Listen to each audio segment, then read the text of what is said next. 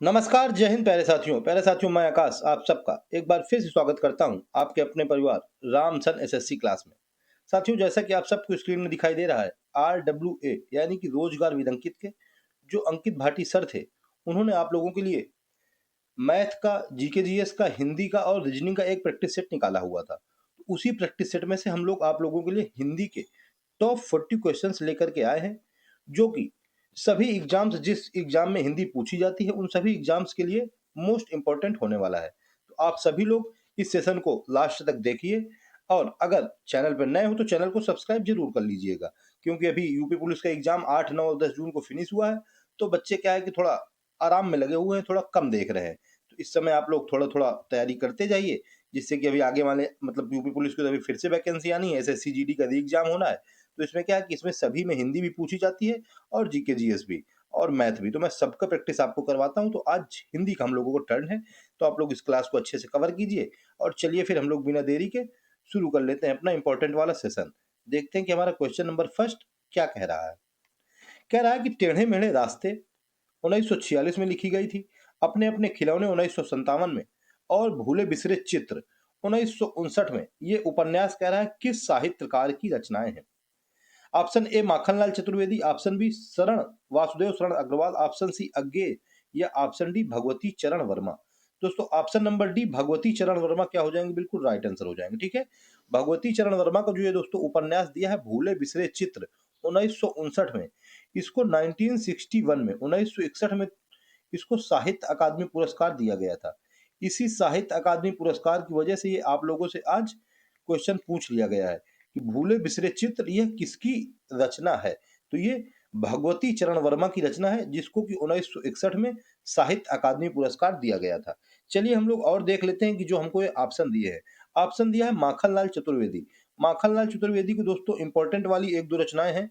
एक हो जाती है हिम तरंगिणी, ये बहुत बार पूछी जा चुकी है एग्जाम में, हिम तरंगिणी। एक हो जाती है हिम किरीटिनी, एक हिम तरंगिणी हो गई, एक क्या हो गई, एक हो गई हिम किरीटिनी, ये भी हो जाएगी इनकी। एक हो जाएगी दोस्तों समर्पण। अब जगह नहीं है लेकिन हम लोग लिखे दे रहे हैं, चलिए समर्पण भाव से इसको समर्पण किए दे रहे हैं। चलिए हम लोग अज्ञेय की देख लेते हैं कि अज्ञेय की कौन कौन सी रचनाएं थी। अज्ञेय की दोस्तों रचना थी नई कविता।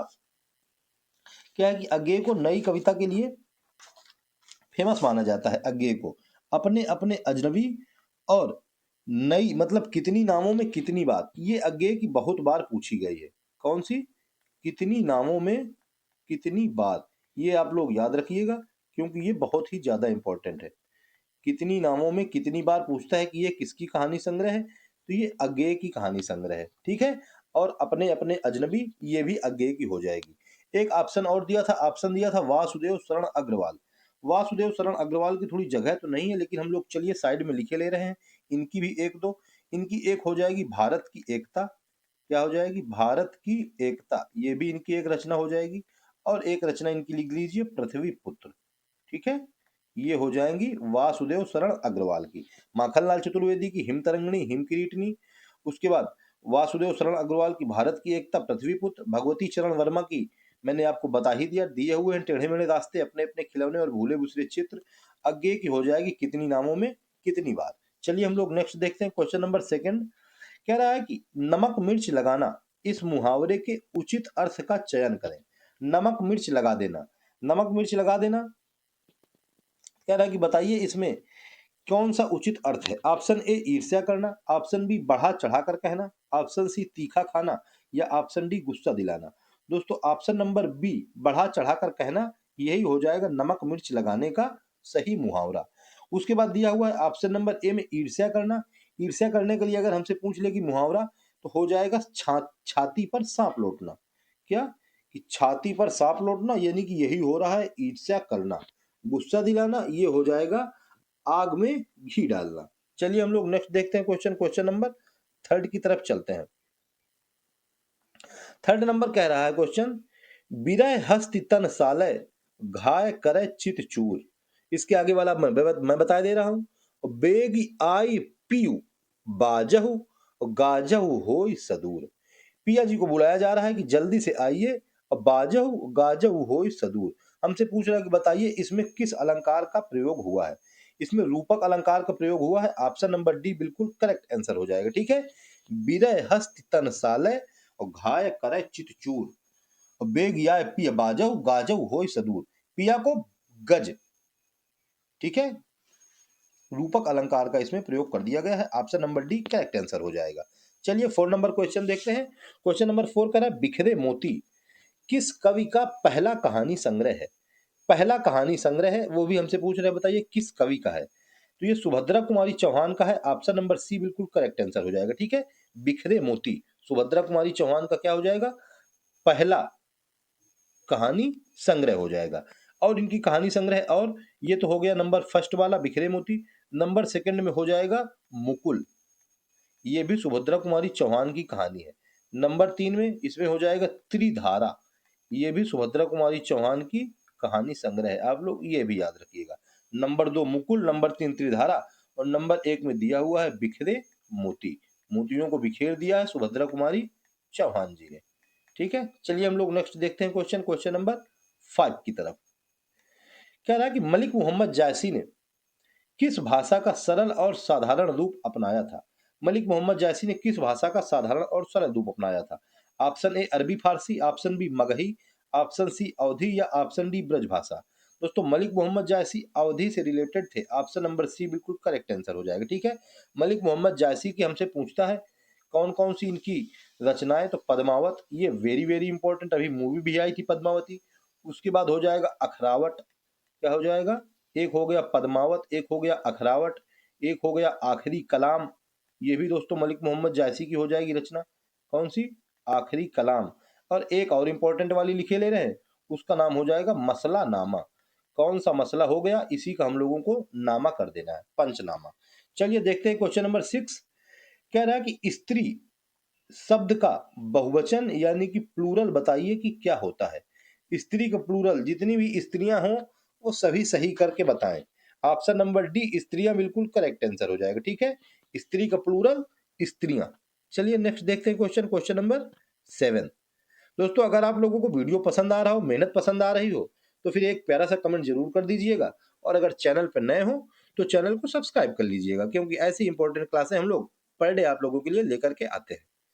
क्वेश्चन 7 कह रहा है कि समान अधिकरण और व्यधिकरण किसके भेद हैं, किसके टाइप हैं? समान अधिकरण और व्यधिकरण। ऑप्शन नंबर ए समुच्चय बोधक अव्यय, ऑप्शन बी संबंध बोधक अव्यय, ऑप्शन सी निपात या ऑप्शन डी क्रिया विशेषण। दोस्तों समुच्चय बोधक अव्यय, ऑप्शन नंबर ए क्या हो जाएगा? बिल्कुल करेक्ट आंसर हो जाएगा। ठीक है, समानाधिकरण और व्यधिकरण ये दोनों इसके भेद हो जाएंगे, किसके? समुच्चय बोधक अवयव के।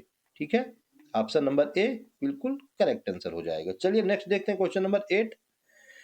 कह रहा है कि आदि का विलोम शब्द क्या है? आदि का विलोम शब्द यानी कि हमसे अपोजिट की बात कर रहा है कि बताइए आदि का अपोजिट। आदि मीन्स शुरू, अंत मीन्स खत्म। ऑप्शन नंबर सी बिल्कुल करेक्ट आंसर हो जाएगा। ठीक है, आदि का अपोजिट अंत होता है। चलिए नेक्स्ट देखते हैं हम लोग क्वेश्चन नंबर 9, आदि से अंत तक। कह रहा है कि कल तापमान अधिक होगा, इस वाक्य का काल पहचानिए। अब इसमें कल की बात हो रही है यानी कि भविष्य की बात हो रही है। अब काल क्या पहचाने? भविष्य काल हमने पहचान लिया। ऑप्शन नंबर बी बिल्कुल करेक्ट आंसर हो जाएगा। ठीक है, भविष्य काल। चलिए नेक्स्ट देखते हैं क्वेश्चन नंबर 10। कह रहा है कि पुल्लिंग शब्द का चयन कीजिए। पुल्लिंग यानी कि मैस्कुलिन, ठीक है, यही होता है पुल्लिंग।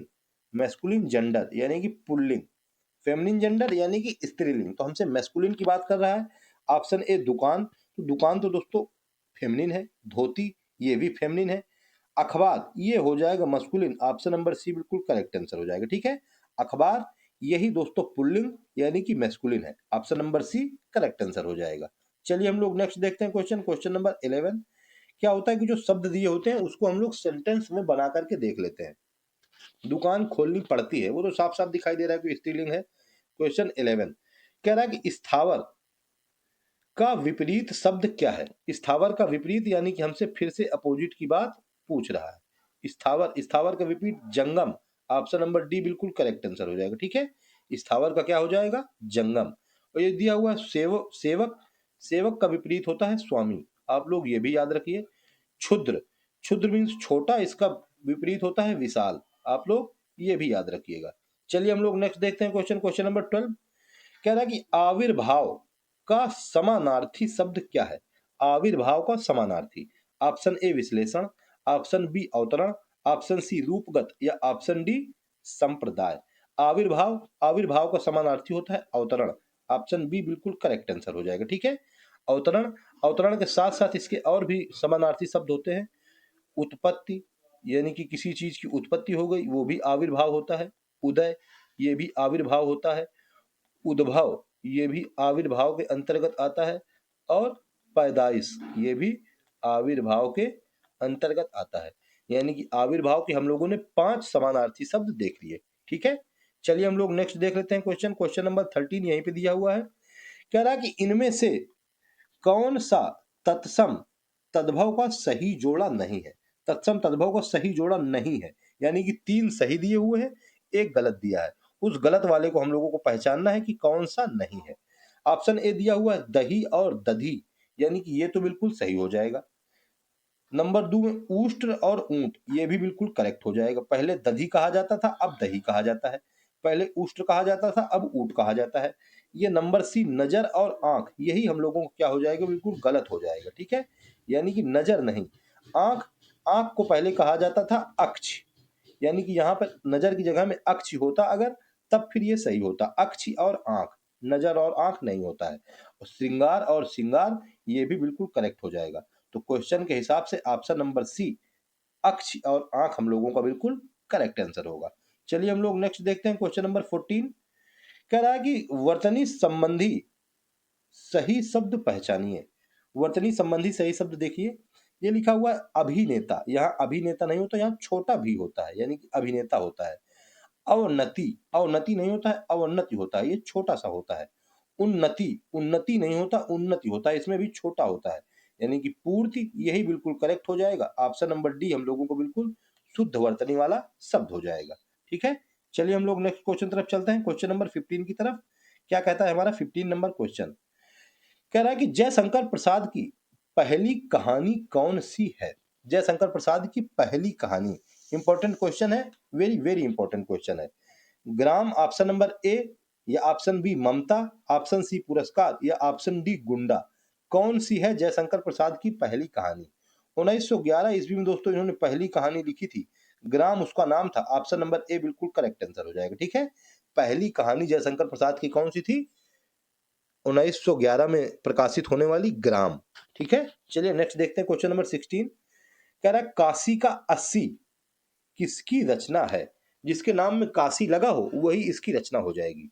काशी का 80 ये काशीनाथ की रचना है। ऑप्शन नंबर ए बिल्कुल करेक्ट आंसर हो जाएगा। ठीक है, काशीनाथ की रचना कौन सी हो जाएगी? काशी का 80। हम लोग देख लेते हैं इनकी और भी एक दो इंपॉर्टेंट वाली रचनाएं। वो हो जाएगा दोस्तों लोग बिस्तरों पर। क्या? लोग बिस्तरों पर, ये एक इनकी रचना हो जाएगी। और एक आध हम लोग और देख लेते हैं, वो हो जाएगा सुबह का डर। ये भी इनकी एक रचना हो जाएगी। आप लोग इसको भी जरा याद रखिएगा। काशी का 80, लोग बिस्तरों पर और सुबह का डर, ये काशीनाथ की रचनाएं हो जाएंगी। चलिए हम लोग नेक्स्ट देख लेते हैं क्वेश्चन, क्वेश्चन नंबर 17। कह रहा है कि निम्नलिखित वाक्यों में से शुद्ध वाक्य का चयन कीजिए। शुद्ध वाक्य का हम लोगों को चयन करना है। हमें ऑप्शन ए दिया हुआ है उसने वहां पहुंचकर शोर मचाया। ऑप्शन नंबर ए, तो हम लोगों को तो यही शुद्ध वाक्य समझ में आ रहा है कि उसने वहां पहुंचकर शोर मचाया, यही बिल्कुल करेक्ट हो जाएगा। चलिए हम लोग नीचे भी देख लेते हैं।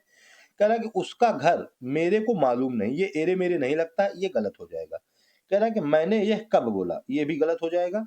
फिर कह रहा है कि मेरे से मैंने बताया ये एरे मेरे नहीं लगता है, ये भी गलत हो जाएगा। यानी कि ऑप्शन नंबर ए उसने वहां पहुंचकर शोर मचाया, यही शुद्ध वाक्य हो जाएगा। चलिए हम लोग नेक्स्ट देखते हैं क्वेश्चन, क्वेश्चन नंबर 18।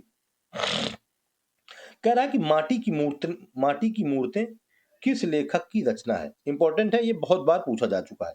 माटी की मूर्तें, ये दोस्तों राम वृक्ष बेनीपुरी की रचनाएं हैं। ऑप्शन नंबर डी बिल्कुल करेक्ट आंसर हो जाएगा। ठीक है, माटी की मूर्तें। हम लोग और देख लेते हैं एक दो। इनकी एक हो जाएगी गेहूं और गुलाब, ये भी याद रखिएगा। ये भी क्वेश्चन पूछा जा चुका है कि गेहूं और गुलाब किसकी रचना है। अभी माटी की मूर्तें पूछा है, फिर गेहूं और गुलाब पूछ लेगा। ये भी हो जाएगी राम वृक्ष बेनीपुरी की। उसके बाद एक और होती है लाल तारा, ये भी है राम वृक्ष बेनीपुरी की। ठीक है, उसके बाद एक और है चिता के फूल, ये भी है दोस्तों राम वृक्ष बेनीपुरी की। आप लोग ये भी याद रखिएगा। ठीक है। एक और है पैरों में पंख बांधकर, कौन सा? पैरों में पंख बांधकर, ये भी रामवृक्ष बेनीपुरी की क्या हो जाएगी? कविता या रचना हो जाएगी। चलिए हम लोग नेक्स्ट देखते हैं क्वेश्चन नंबर 19। कह रहा है कि रात को अचानक वर्षा होने लगी में क्रिया विशेषण का कौन सा भेद है? अचानक वर्षा होने लगी। ऑप्शन ए परिमाणवाचक क्रिया विशेषण, ऑप्शन बी स्थानवाचक क्रिया विशेषण, ऑप्शन सी कालवाचक क्रिया विशेषण या ऑप्शन सी डी रीतिवाचक क्रिया विशेषण। तो दोस्तों रीतिवाचक क्रिया विशेषण ऑप्शन नंबर डी बिल्कुल करेक्ट आंसर हो जाएगा। ठीक है, ना तो इसमें परिमाण की बात हो रही है, ना इसमें स्थान की बात हो रही है, और ना ही इसमें काल की बात हो रही है, इसमें रीत की बात हो रही है। रीतिवाचक क्रिया विशेषण option number D correct answer हो जाएगा। चलिए नेक्स्ट देखते हैं क्वेश्चन नंबर 20। कह रहा है कि भौतिकी शब्द में कौन सा प्रत्यय है? भौतिकी, भौतिकी दोस्तों भौतिक में ई जोड़ने से बनता है। भौतिक प्लस ई तब होता है भौतिकी, यानी कि प्रत्यय ऑप्शन नंबर बी क्या हो जाएगा? बिल्कुल करेक्ट आंसर निकल के आ जाएगा। ठीक है, कौन सा? ई प्रत्यय है भौतिकी में। चलिए नेक्स्ट देखते हैं क्वेश्चन नंबर 21।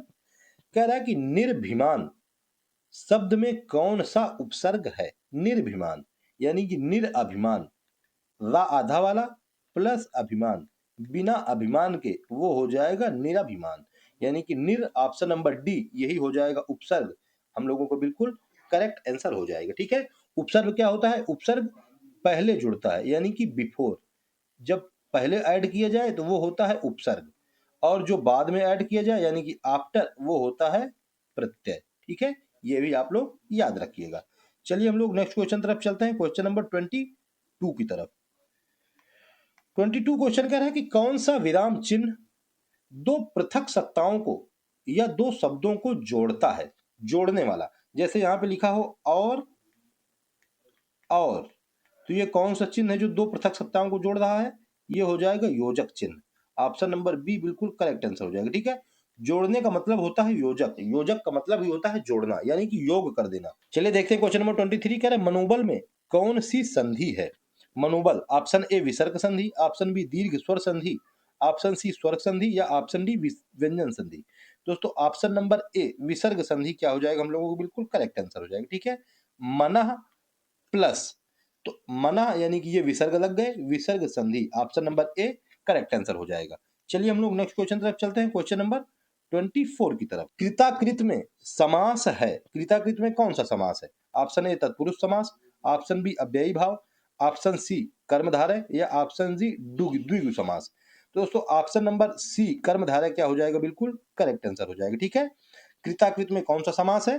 कृताकृत में कर्मधारय समास हो जाएगा, यही हम लोगों को क्या हो जाएगा? बिल्कुल करेक्ट आंसर निकल करके आ जाएगा। चलिए हम लोग नेक्स्ट क्वेश्चन देखते हैं, क्वेश्चन नंबर 25। कह रहा है चमक उठी सन 57 में वो तलवार पुरानी थी, यानी कि 1857 की बात कर रहा है। 1857 यानी कि 1857 के विद्रोह की बात कर रहा है। चलिए हम लोग ऑप्शन देखते हैं कौन कौन से हमें बता रहा है। ऑप्शन नंबर ए कह रहा है कि श्रृंगार रस, ऑप्शन नंबर बी कह रहा है वीर रस, ऑप्शन नंबर सी हास्य रस या ऑप्शन नंबर डी भक्त रस। तो 57 में तलवार उठी है यानी कि वीर रस की बात हो रही है, ऑप्शन नंबर बी बिल्कुल करेक्ट आंसर हो जाएगा। ठीक है, और ये जो लाइन दी हुई है ना, चमक उठी सन 57 में वो श्रृंगार मतलब वो तलवार पुरानी थी, ये दोस्तों सुभद्रा कुमारी चौहान की रचना थी, झांसी की रानी, उसी की दोस्तों ये पंक्ति है। सुभद्रा कुमारी चौहान इनकी रचना झांसी की रानी, उसी की ये पंक्ति है। चमक उठी सन 57 में वो तलवार पुरानी थी। ठीक है, तो ऑप्शन नंबर बी वीर रस क्या हो जाएगा? बिल्कुल करेक्ट आंसर हो जाएगा। और वीर रस का स्थायी भाव क्या होता है? उत्साह होता है। चलिए नेक्स्ट देखते हैं क्वेश्चन नंबर 26। 26 क्वेश्चन कह रहा है कि निम्नलिखित प्रश्न में चार विकल्पों में से उस सही विकल्प का चयन करें जो बताता है कि नीचे दिए गए छंद के प्रत्येक चरण में कितनी मात्राएं हैं। चलिए देखते हैं ऑप्शन। ऑप्शन मतलब पहले तो देखते हैं कि ये दिया हुआ है कि करते अभिषेक पयोध हैं बलिहारी इस देश की, हे मातृभूमि तू सत्य ही सगुण मूर्ति सर्वेश की। ऑप्शन नंबर ए दिया है कि 15 से 13 के क्रम से 28। नंबर बी कह रहा है प्रत्येक चरण में 24 मात्राएं हैं। नंबर सी में कह रहा है कि पहले और तीसरे में 12।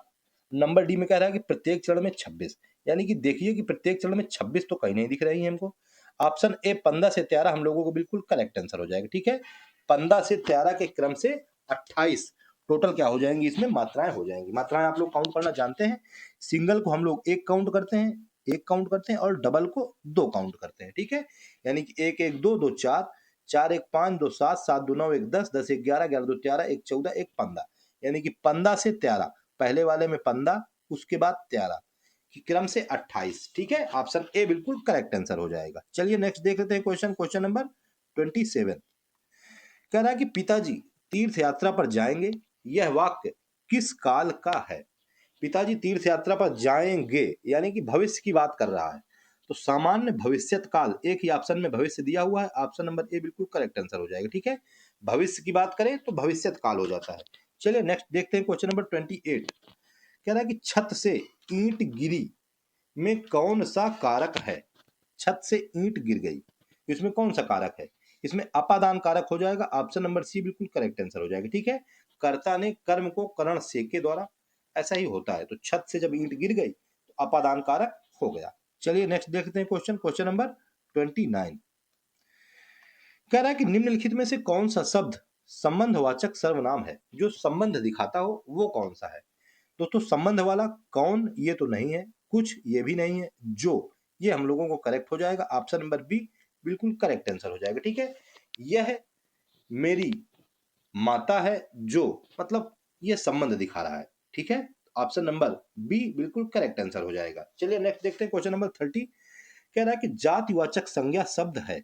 जातिवाचक यानी कि कोई ऐसा शब्द हो जो अपनी पूरी जाति को दिखाता हो, पूरी जाति को दर्शा देता हो, यानी कि रसीला, ये तो कोई शब्द नहीं हुआ, कामायनी, ये भी शब्द नहीं है, वकील, ऑप्शन नंबर सी बिल्कुल करेक्ट आंसर हो जाएगा। ठीक है, वकील यह पूरी अपनी जाति को यानी कि पूरे अपने एडवोकेट को दिखा रहा है। ठीक है, ऑप्शन सी करेक्ट आंसर हो जाएगा, जातिवाचक संज्ञा हो जाएगा। चलिए नेक्स्ट देख लेते हैं क्वेश्चन नंबर 31। कह रहा है कि जो किसी भी स्थिति में टाला ना जा सके उसे क्या कहा जाता है? जो ना टाला जा सके उसको अनिवार्य कहा जाता है, ऑप्शन नंबर बी बिल्कुल करेक्ट आंसर हो जाएगा। यह काम करना बहुत अनिवार्य है, मुझे पढ़ाना बहुत अनिवार्य है, और आप लोगों को पढ़ना बहुत अनिवार्य है, क्योंकि यह किसी भी स्थिति में टाला नहीं जा सकता है। ऑप्शन 32।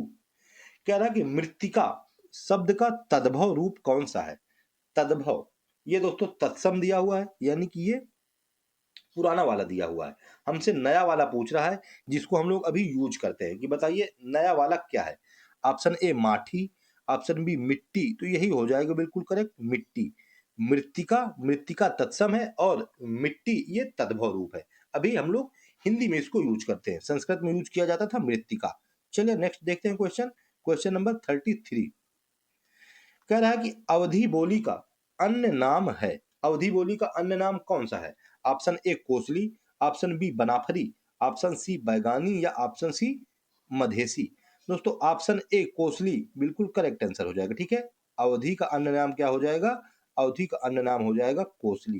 ठीक है, इंपॉर्टेंट है। चलिए नेक्स्ट देखते हैं क्वेश्चन नंबर 34, यानी कि आज का लास्ट क्वेश्चन।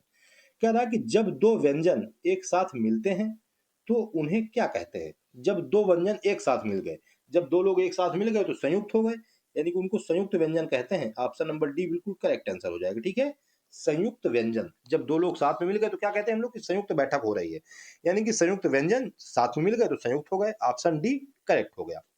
तो दोस्तों ये थी आज की इंपॉर्टेंट टॉप 34 क्वेश्चंस, जो कि मुझको उम्मीद है कि आप लोगों को पसंद आए होंगे। और अगर दोस्तों अब आप लोगों को क्लास पसंद आई हो तो फिर एक प्यारा सा कमेंट जरूर कर दीजिएगा, और अगर चैनल पर नए हो तो चैनल को सब्सक्राइब कर लीजिएगा, और जो भी और भी आपके दोस्त या तैयारी करने वाले हो उनको वीडियो शेयर कर लीजिएगा, जिससे कि उनकी भी तैयारी अच्छी होती चली जाए, और थोड़ी थोड़ी आप लोग भी तैयारी करते रहिएगा। ठीक है, तो दोस्तों आप लोग इस सेशन को कंप्लीट करिए, तैयार करिए, तो फिर मिलते हैं नेक्स्ट सेशन में। तब तक के लिए जय हिंद, जय श्री राम।